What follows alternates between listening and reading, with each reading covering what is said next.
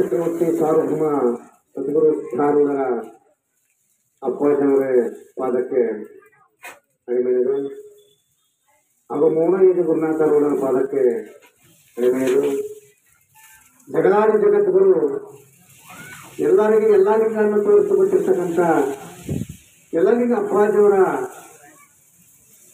ನನ್ನ ಹೃದಯ ಮಂದಿರದಲ್ಲಿ ಮನಸ್ಸಿಕೊಂಡು ಹಾಗೂ ಸತ್ಯ ಶಿವಾನಂದ ಅಪ್ಪಾಜಿಯವ್ರನ್ನ ನನ್ನ ಹೃದಯ ಮಂದಿರದಲ್ಲಿ ಇಟ್ಕೊಂಡು ಯಾವ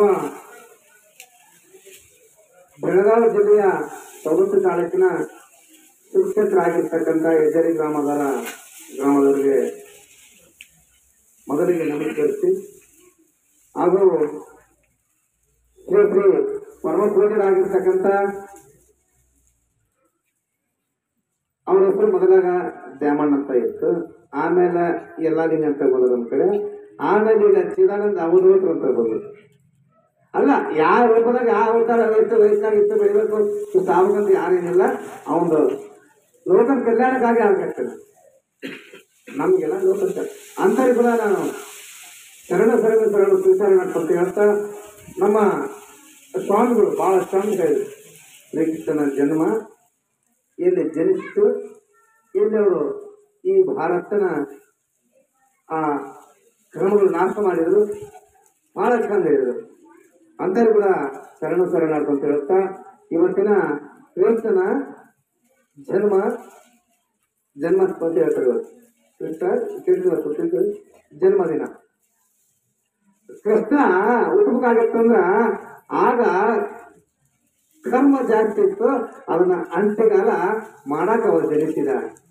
ನೋಡ್ರಿ, ಕೃಷ್ಣ ಜನಿಸಿದಂತ ಒಂದು ಜೈಲೊಳಗ, ಆ ದೊಡ್ಡ ಜೈಲು, ಆ ಜೈಲೊಳಗ ಅವ ಜನಿಸ್ತಾನೆ. ಆಗ ಹೇಳ್ತಾನ ತಂಗಿಗೆ, ಕೃಷ್ಣ ತಂಗಿ ಬಂಗಾರ ಯಾವ ಮಾಡಿ ಗಾಡಿಗೆ ಹೋಗ್ತಿ, ಗಟ್ಟಿ ಮಾಡಿಕೊಂಡು ನನ್ನ ಮನಸ್ಸು ಗಟ್ಟಿಯಿಂದ ಹೋಗು, ನಾನು ಅದೀನಿ.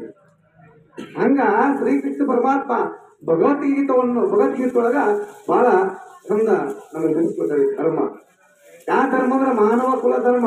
ಅದಕ್ಕ ಏನೇನಪ್ಪ, ಧರ್ಮೋ ರಕ್ಷಿತ ಅಂದ್ರ ನಾವು ಧರ್ಮ ರಕ್ಷಣೆ ಮಾಡಿದ್ರ ನಮ್ಮನ್ನ ಧರ್ಮ ರಕ್ಷಣೆ ಮಾಡ್ತಪ್ಪ. ನಮ್ಮ ಧರ್ಮ ರಕ್ಷಣೆ ಮಾಡ್ತೈತಿ. ನಾವು ಕರ್ಮದ ಆದ್ಮೇಲೆ ಹೋದ್ರ ರಕ್ಷಣೆ ಮಾಡೋಕ್ಕಾಗೋದು, ಮತ್ತೆ ಕರ್ಮದ ರಕ್ಷಣೆ ಮಾಡ್ತೈತಿ.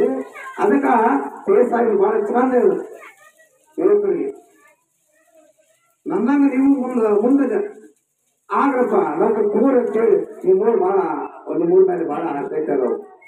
ಅಲ್ಲ ಬಂದ ಕೇಸರು ನೋಡಿ ನಾನು ನಮ್ಮ ಸೇವಕಂತ ಹೋಗ್ಬೇಕು ನೋಡು, ನಿಮ್ಮ ಮೂರು ಮೇಲೆ ಬಹಳ ಅಭಿಮಾನ ಐತಲ್ಲ. ಹಂಗ ನಿಮ್ಮ ಅಭಿಮಾನ ಏನಿರ್ಬೇಕಪ್ಪ ಅಂದ್ರ ಎಲ್ಲ ನಿಮ್ಗೆ ಮಹಾರಾಜರ ಅಪ್ಪಾಜತ್ರ ನಿಮ್ಮ ಅಭಿಮಾನ ಇಲ್ಲ.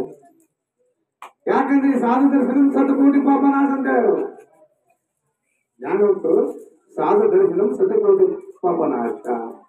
ಯಾಕೆ ಪ್ರಪಂಚ ಪರಮಾತ್ಮ ಬರ್ಬೇಕಾಯ್ತಂದ್ರ ಇಂಥರ ಮಹಾತ್ಮಕರಿಗೆ ಒತ್ತು ಬರ್ಬೇಕು. ಯಾಕಪ್ಪ ಅಂದ್ರೆ ಅವ್ರು ಯಾರೇ ತಾಯಿ ತಂದೆ ನೀವ ಅವಾಗ ನಾ ಭಾಳ ನಗರ್ಸಲಕ್ಕೆ ನಿಮ್ ತಾಯಿ ತಂದೆ ಯಾರಪ್ಪ, ನಮ್ಮ ತಾಯಿ ತಂದೆ ಇಲ್ಲಪ್ಪ, ಎಲ್ಲ ಜಗತ್ತ ನನ್ನ ತಾಯಿ ತಂದೆ ಅಂತ ನಾವು.